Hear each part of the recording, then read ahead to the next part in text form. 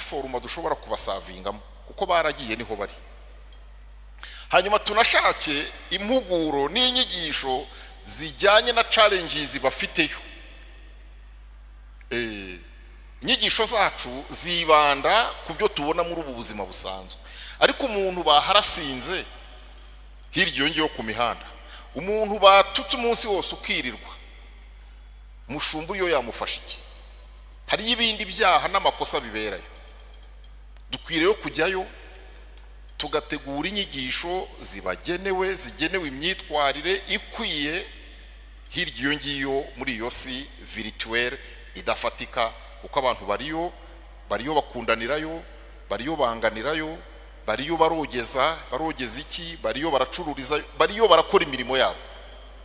Niba tunagiyeyo rero tuvuge ngo iyi nyigisho by'umwihariko igenewe wowe ukoresha imbuga nkoranyambaga, inyigisho by'umwihariko igenewe wowe uri kuri internet, hanyuma turebe ibibazo ahurirayo nabyo, twifashishije ijambo ry'Imana nawe tumufashe turebe ko fiziki. Ntuzishimire ko ufite abantu 6,000 bakurikira inyigisho yawe, ujye unabibutsa kujya mu rusengero. Ndabizi dushobora gushyiraho uburyo nanone bw'ikoranabuhanga bwo kwakira icya 10 n'amaturo, ariko umushumba ni na contact physique, dukwiye kubyankuraje. Nitwishimire gusa kubabwira ngo muri abacu n'ituro ryanyu mwashyize muri momo ryatugezeho, ariko dukeneye no kumenya ngo aba bantu fizikoma bariho bate, babayeho bate. Umushumba ni contact physique, dukwiye rero kubyankuraje kuruta kwishimira ko tugira abantu 3,000 bicara muri urusengero, tukagira n'abandi 5,000 babaho virtuellement.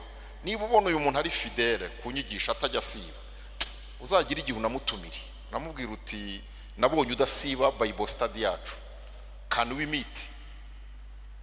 Tubemvite duhure nabo, tunumva impamvu bakunda inyigisho zacu, tunumva impamvu badasiba amateraniro yacu online.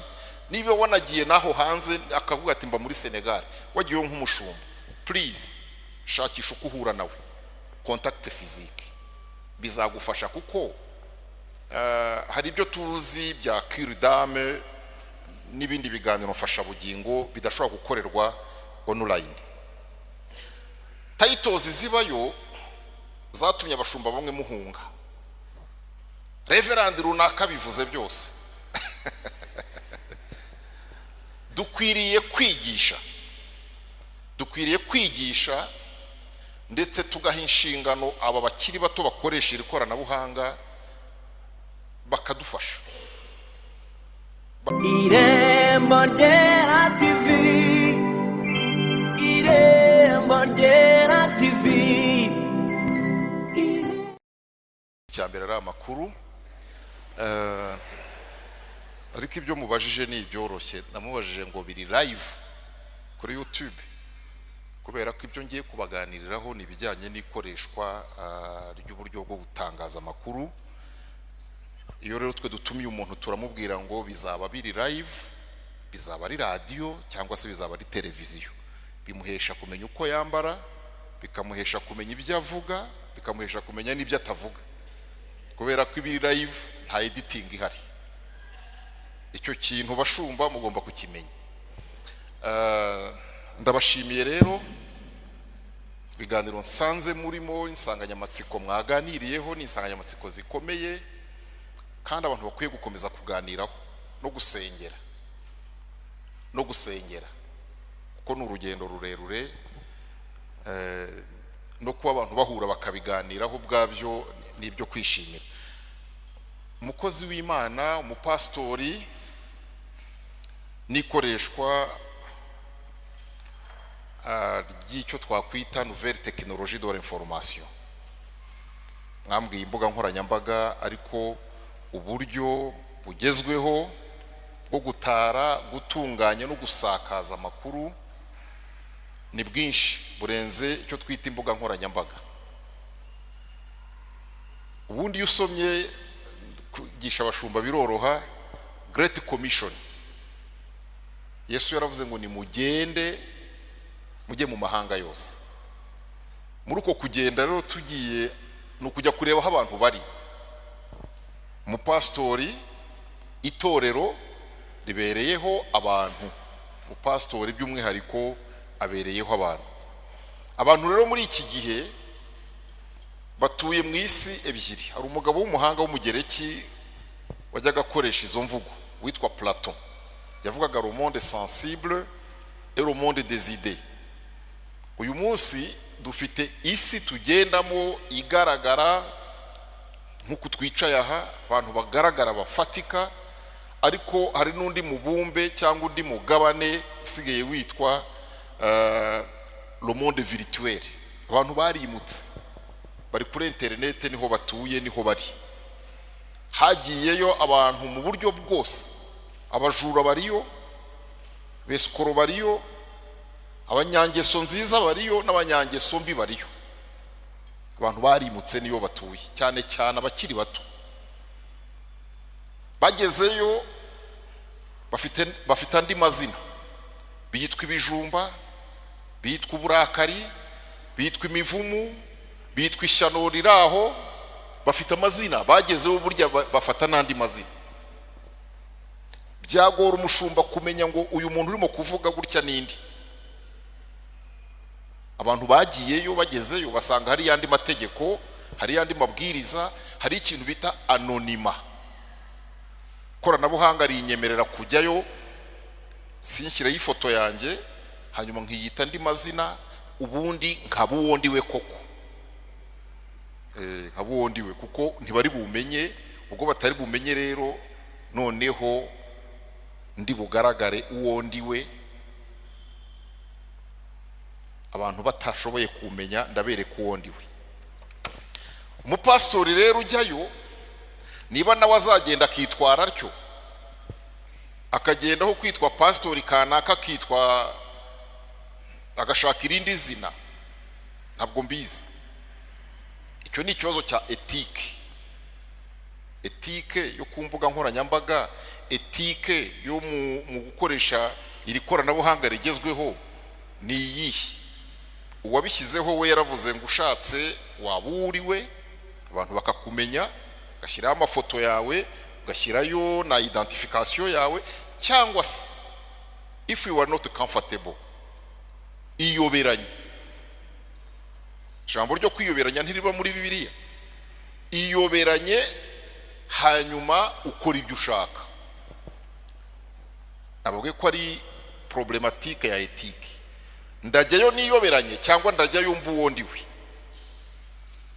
Icyo ni ikibazo dukwiye gutekerezaho. Ndajyayo nk'umushumba ufite amazina n'ibimuranga bisanzwe bizwi, cyangwa ndajyayo niyoberanye hanyuma nanjye ntwike nk'abandi bose? Bafite na vocabulaire zabo zitandukanye na vocabulaire twari dusanzwe dukoresha. Ijambo gutwika muri iyo si iri virtuel baryemeranyijweho, ntacyo ritwaye. Ariko mu isi isanzwe y'abantu tugenda nge nawe, gutwika ni ikibazo. Ariko hariya ho si ikibazo. Baratwika bakimanukira bakigendera. Ngo ni ku mihanda. Iyo mihanda banza itagira ibyapa, banza ntawe ugira ati sigaho, igira y'abafana, igira y'abafollowers. Uriyo nka follower cyangwa uriyo nk'uwagejejeyo bituma abantu bakwiruka inyuma. Niho abantu bagiye. Ayo makuru arizewe, abantu niho bari. Hari abacuruzi, hari indaya, hariyo serivisi zose abantu bashobora gukenera n'izo badakeneye. Ni ikimoteri n'ubusitani icyarimwe. Ni wowe umenya aho ujya n'aho utajya. Ni wowe umenya ibyo ushakirayo n'ibyo udashakirayo. Kuko rero abantu burya dushumbye mu nsengero ariho batuye, bagiyeyo. Dukwiye kuba tubabaza ngo iyo uriyo witwa ndi, kugira ngo no mu buryo bw'umwuka nzagufashe. Iyo ugeze hirya iyo uba witwa ndi mu rusengero, ko nkuzi nk'umucuranzi, ko nkuzi nk'umuhanuzi, ko nkuzi nk'umuririmbyi, ko nkuzi nk'umuramyi, ko nkuzi nk'umunyamasengesho, umwinginzi. Hirya iyo ngiyo mu mbuga nkoranyambaga zawe witwa nde? Abakirisitu bacu bariyo, ariko bitwa bandi, bakora yiki? Niba tunabakurikiyeyo tugiyeyo, turabashyira iki? Turajya kubibutsa iki? Kubera ko tekinoloji yarababwiye ngo bana bacu kuri uyu mubumbe biremewe kwiyoberanya, biremewe rwose, ni principe kandi ni uburenganzira. Kuri uyu mubumbe biremewe kwiyoberanya. Hanyuma rero aba bantu biyoberanyije, umushumba azamenya be bariyo ati ese ho nta bashumba wenda biyoberanyije nabo bariyo, nabo bakaba bariyoberanyije ariko bariyo. Ese umushumba yakwiyoberanya kugira ngo ajyeyo? Nayo ni problème d'éthique. Umushumba yakwiyoberanya akajyayo? Turi mu isi igoye, yahinduye mindset, yahinduye imikorere. Aho ni abantu bariyo bemerewe kwiyoberanya cyangwa kutiyoberanya. Ntabwo nzi ngo abenshi n'abariyo biyoberanyije cyangwa abenshi n'abariyo tubazi nk'uko basanzwe bitwa, ariko ndatinya ko abenshi n'abariyo biyoberanyije kugira ngo abashe gukoronga, abashe gutwika, abashe gutukana, kandi ari umuntu mukuru wiyubashye utatukana mu ruhame. Hariya muri ruwa ruhame abantu biyoberanyijeho, n'abantu bakuru bariyoberanya bagatukana, hanyuma ku cyumweru bakazana icya 10 n'amaturo mu rusengero. Tukaye tugira ngo abantu mu buryo bw'umwuka ni bazima, naho iyo bageze mu yindi si bafite ikibazo. Iyo si nayo Imana irayizi. Dukwiye kubwira abantu ko burya niyo wiyoberanyije ariko Imana yo ibikuzi kwa kundi kuzi. Icya kabiri, bariyoberanya bakanatuka abashumba, hakaba igihe bibwiranya ati yewe urantutse ariko burandi uwanyu ati mbabarira sinari namenye ko ari wowe. Uti iryo zina nuribona ujye umenya ko ari nge, rero ntutazongera kuntuka. Ni ikibazo gikomeye, ikibazo gikomeye. Ariko information ya mbere, abantu bariyo bashumba, abagabo bariyo, abagore bariyo, abasore n'inkumi bariyo, yemwe n'abana bato bagezeyo. Kubera rero ko tugomba kujyana ubutumwa bwiza aho abantu bari, nitwe bo kwiga ingamba zo kuvuga ngo ko abantu bagiyeyo turabashyira y'iki, turabashyira y'ubutumwa bwiza. Ariko abantu bariyo nanone iyo bagezeyo bafite ururimi bumva, bafite uburyo bwabo bwa communication. Turabibashyira mu yihe foruma? Turabibashyira mu yihe foruma? Akenshi Imana ishimwe amateraniro nkuko n'iki kiganiro kiri live kuri YouTube, dufata amateraniro muri foruma yayo, amateraniro yo mu rusengero tukayajyanayo. Ese ni uburyo buri efficace? Twishimira ko amateraniro yacu akurikiwe n'abandi bantu 3,000, 4,000, 5,000, birashoboka. N'abari buze kongera kureba inyigisho nyuma iteraniro risanzwe ryarangiye, birashoboka. Nabyo twakwishimira ko nibura amatorero yakangukiye kubikora. Kabuzi ngo iki kiganiro iteraniro se ryaha ngaha turi, hari n'abandi bantu bari muri Australia, hari n'abandi bantu bari muri Amerika, hari abari i Burayi, hari abari muri Afurika, hari abari muri aka karere turimo, bashobora kuba bari kumwe natwe cyangwa kuza no kubikurikira en différé. Navuga ngo ni effort nini cyane, dukwiye kubikora. Ariko tukanavuga ngo turakomeza kubaho iteraniro live cyangwa turabatekerereza nk'abashobora gushinga yo paruwase, gushinga y'ikanisa yihariye ivuga ngo kuri aya masaha Reverend kanaka abari live mu nyigisho, abari live mu kwakira ibibazo n'ibyifuzo by'abakirisitu by'abamushaka bari bo bose. Dukwiriye no gushaka slot, umwanya wihariye uri dedicated kuri abo bantu batuye hirya iyo ngiyo, bakeneye umushumba, bakeneye inyigisho runaka, tukayibaha muri foruma inyuranye no kuvuga ngo dushyireho korari gatinda kuririmba kandi bari abarihuta, dushyireho umwigisha ati abantu ntibazamura amaboko, nimuhaguruke nimwicare hirya iyo ngiyo bari muri iyo si. Ntabwo nzi ko bafite umwanya wo guhaguruka no kwicara. Dukwiye gushaka foruma yabo. Ibyo twabahaye kugeza uyu munsi barabikonsoma, ni byiza, baranishima, tubona na feedback bakatubwira bati iteraniro ry'Iremera riradufasha, iteraniro ry'Inyarugenge riradufasha, iteraniro ibi n'ibi biradufasha, ariko tunashaka indi foruma dushobora kubasavingamo kuko baragiye niho bari. Hanyuma tunashake impuguro n'inyigisho zijyanye na challenges bafiteyo. Inyigisho zacu zibanda ku byo tubona muri ubu buzima busanzwe, ariko umuntu baharasinze hirya yo ku mihanda, umuntu batutse umunsi wose ukirirwa, umushumba iyo yamufasha iki? Hari ibindi byaha n'amakosa biberayo. Dukwiriye kujyayo tugategura inyigisho zigenewe imyitwarire ikwiye hirya ngiyo muri iyo si virtuelle idafatika, kuko abantu bariyo bakundanirayo, bariyo banganirayo, bariyo barogeza iki, bariyo baracururiza, bariyo barakora imirimo yabo.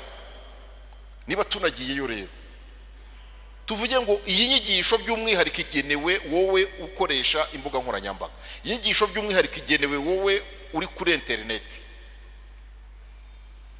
hanyuma turebe ibibazo ahurirayo nabyo, twifashishije ijambo ry'Imana, nawe tumufashe turebe ko n'abo bantu bari anonyme hari abo tuzarokora, kuko anonyme yabijeje ko bashobora gukora ibyo bishakiye.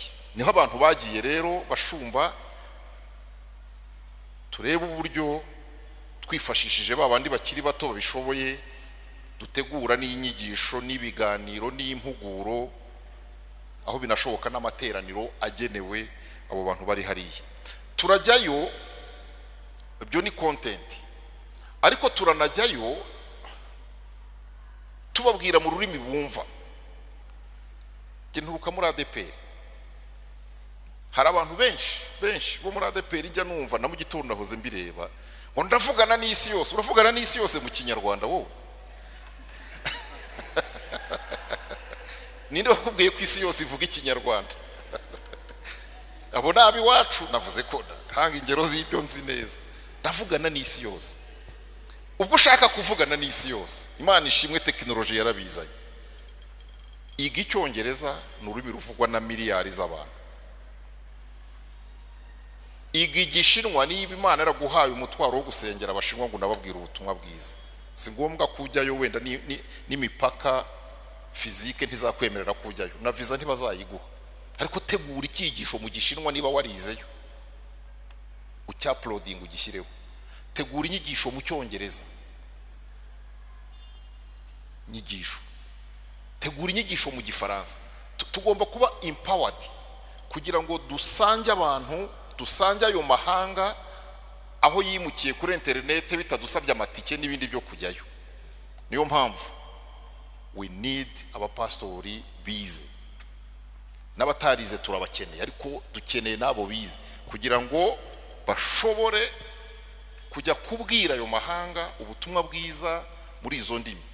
Twige n'izi zaha muri Afurika, uzi Igihausa avuga ubutumwa bwiza mu Gihausa ashyireho, uzi Kiwolofu kivugwa muri Senegal avuga ubutumwa bwiza mu Kiwolofu ashyireho. Isoko ryaragutse, ariko twe kuvuga ngo turabwira isi yose mu Kinyarwanda, ngo ndavugana n'isi yose, agatitira nuko akavugana n'isi yose. Ntibikunda. Dukeneye kuba empowered, kandi abayobozi b'amatorero tubigiremo uruhare muri kwakurera impano, turere n'aba bantu bashobora on behalf yuko tubashumbye. Mubwira uti ko nabonye uzi kubwiriza mu Cyongereza, ntiwategura icyigisho cy'iminota 10, nta mwanya ngo bagira abantu batuye hirya. Minota 10 kabwira abantu Yesu mu Cyongereza, minota 10 kabwira abantu Yesu mu Gifaransa, minota 10 kababwira Yesu mu Gisipanyol, mu Giswahili, muri izi ndimi zose, kugira ngo turebe ahari ko tugeze ubutumwa kure hashoboka.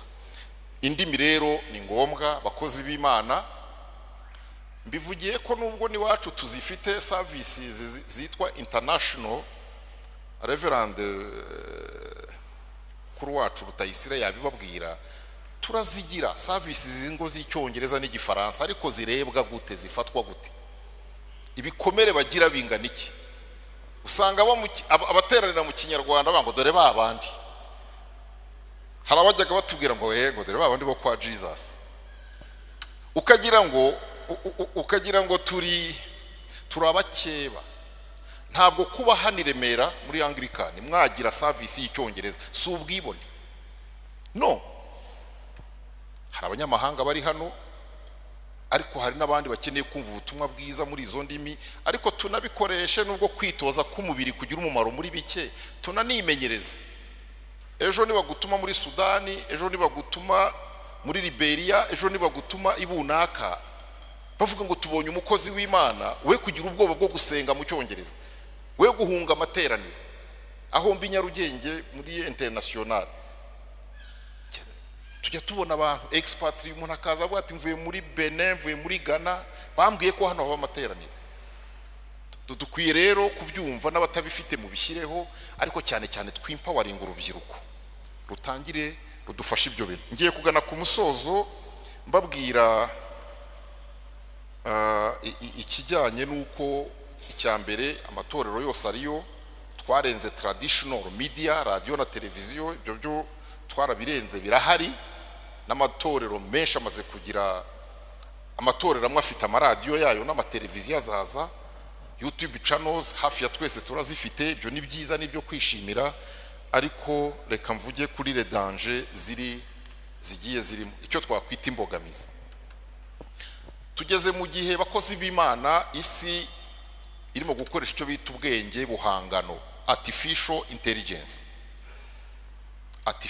intelligence. Ndatinya ko ejo tuzasigara twigishwa n'amarobo.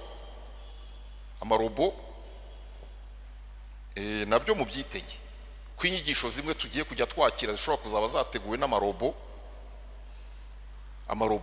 kandi akabwiriza abana bacu bariyo. Amarobo byo azababwira ntitubizi. Abantu bafite umwanya, niba hamatiyera amarobo nyine azigisha nk'amarobo. Dukwiye kubibwira abantu rero, tukamenya ngo iyi nyigisho ni y'umupastori, ni umushumba uriho ufite ubuhamya, cyangwa ni robotic message. Tubiteguza abantu. Icya kabiri, iyo ni risk yuko n'amarobo azabwiriza. Dushiduke abashumba b'abana bacu ari amarobo. Muzi uti umushumba wawe ni ndati, ariko ati I have one. Ushakishe uzasange wa muntu wamaze kumwigarurira nta nabaho, ni just a robo bashyizemo icyigisho, kuko bazi ko turi isoko rinini, hanyuma bakanacishamo ariko na advert. Ibyo badvertisingamo ni ibindi. Hari ikibazo cya addiction. Nanone iri koranabuhanga tujyamo, ariko naryo rigafata umwanya munini, wa mwanya nsanze bavugaho, umwanya duta kuri biriya bintu, no dukwiye kutekerezaho. Hari ukuba nta cyubahiro kibayo hariya. Twari twaramenyereye communication hierarchisée mu nsengero, bishop yavuze, archdeacon aravuga, canon aravuga, mukuru w'itorero aravuga, niyo twari tumenyereye. Ubu rero muri ubu buryo bw'isakaza makuru, abashumbya abakirisitu bacu hirya iyo ngiyo muri iyo si, aravuga nanjye nkavuga, nkanamubwira ngo ibyo bintu wigishije uri fake, ko niyi sirindi zina saramenya, ntari buntenge, hari ntiwatenga umuntu. Mwibuke ko hari ntawe utenga undi. Donc hari ama principe atabayo. Hano avuze ukamuvugiramo yagutenga, ariko hariya wa muntu witwa isi ya ishyano ntatengwa. Hari ikibazo rero cy'iyo communication horizontale yasimbuye communication verticale, kandi muri iyo horizontalité uretse ubuntu bw'Imana kubahana ntibiriyo. Niyo mpamvu mwahanura gutya tumva ivuze ko igushyigikiye, undi atumva we wavangiwe ivuze ko imuciye. Ibyo si ibintu bisanzwe, biriyo byose. Uyigezeyo ureba ibyo ushaka. Uwo barimo kujyaho impaka nta ruhara bifitemo, barimika bakimura, bashyiraho bagakuraho. Hirya iyo ngiyo niko gahunda imeze, nanjye bigeze banshyiraho. Hirya iyo ngiyo nta ruhare mbifitemo, ntawe natumye, sinabazi. Barafana bakubaka cyangwa bakagusenya. Tumenye ko abo bantu bariyo ari abo gufashwa no gusengerwa. Le contact humain est sacrifié. Hirya iyo ngiyo nubwo twajyayo dukwiye kwankuraja ko abantu bagaruka mu materaniro physique. Ntuzishimire ko ufite abantu 6,000 bakurikira inyigisho yawe, ujye unabibutsa kujya mu rusengero. Ndabizi dushobora gushyiraho uburyo nanone bw'ikoranabuhanga bwo kwakira icya 10 n'amaturo, ariko umushumba ni na contact physique. Dukwiye kubyankuraja.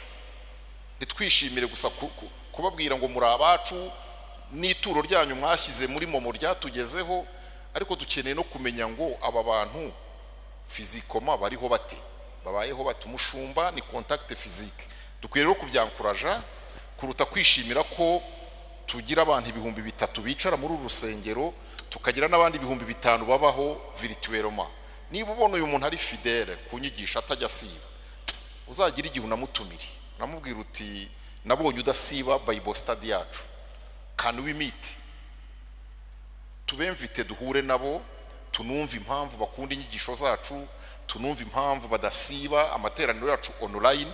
Niba wanagiye naho hanze akavuga ati mba muri Senegal, wagiye nk'umushumba, please shakisha uko uhura nawe, contact physique bizagufasha. Kuko hari ibyo tuzi bya cure d'âme n'ibindi biganiro mfasha bugingo bidashobora gukorerwa online. Titles zibayo zatumye abashumba bamwe muhunga. Reverend runaka bivuze byose. Dukwiriye kwigisha ndetse tugaha inshingano aba bakiri bato bakoresha iri koranabuhanga, bakadufasha bakamenya ko hari imvugo ya gishumba. Twe ntidutwika, abashumba ntibatwika.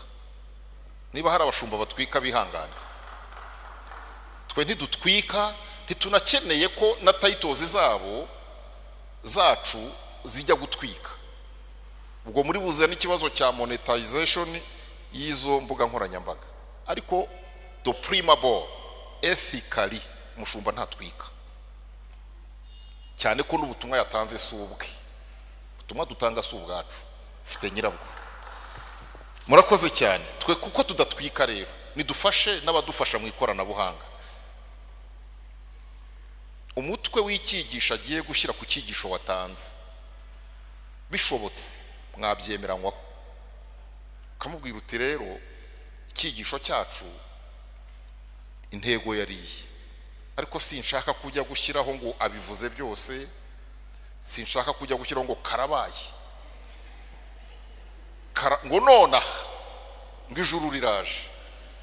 Oya rwose murimo guhemukira abashumba. Ndabibwira cyane abana bato badukurikiye bakoresha izo mbuga nkoranyambaga.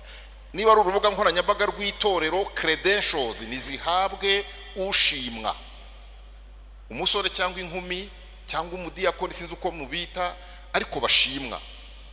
Utazajya kwandika munsi y'icyigisho cy'umushumba we ngo karabaye, rwose ntabwo ari byo. Numva nubwo dukeneye ko abantu babifungura bakabireba, ariko ntabwo I'm not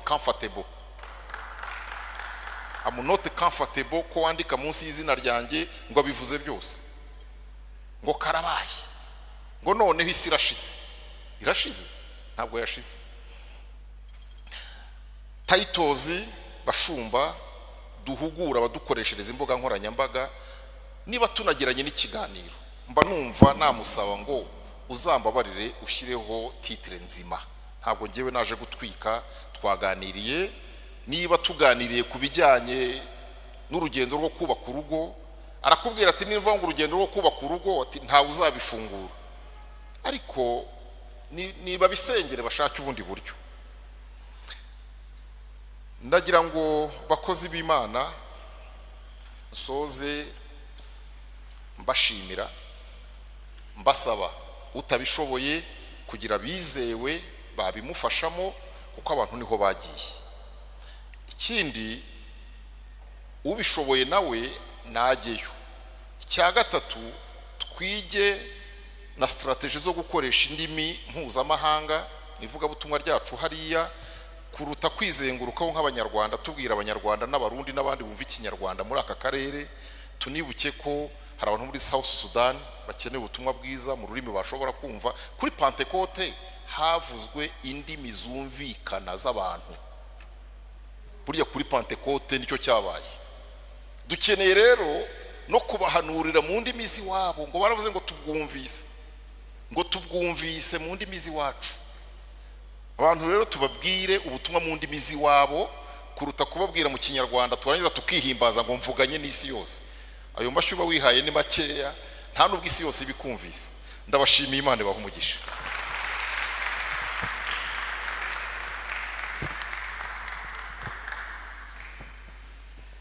Rakoze cyane, twongera Imana amashyi.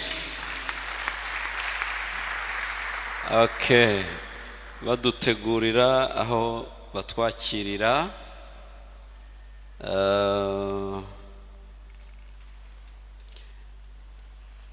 Dushimire, reka tujye inama ho gato. Hari ibibazo byagiye bibazwa byanditse n'ibindi kubera umwanya tutazi ko turi bubigenze.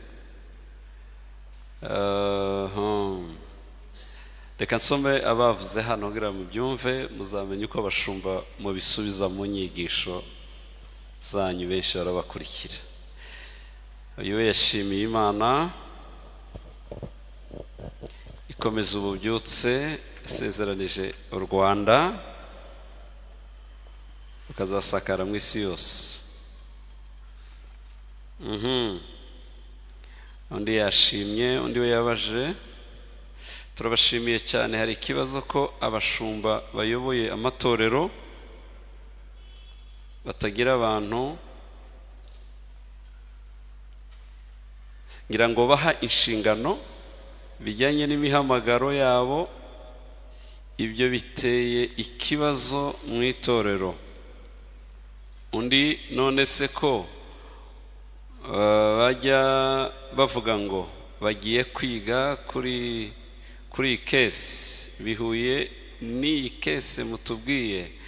Hari ababaza ariko bakabaza igice mu buryo bitumvikana neza. Ikibazo mfite, urabona amatorero yabaye kampani y'abayobozi, utegura ryari uzagusimbura mu gihe abagukomokaho badafite umuhamagaro?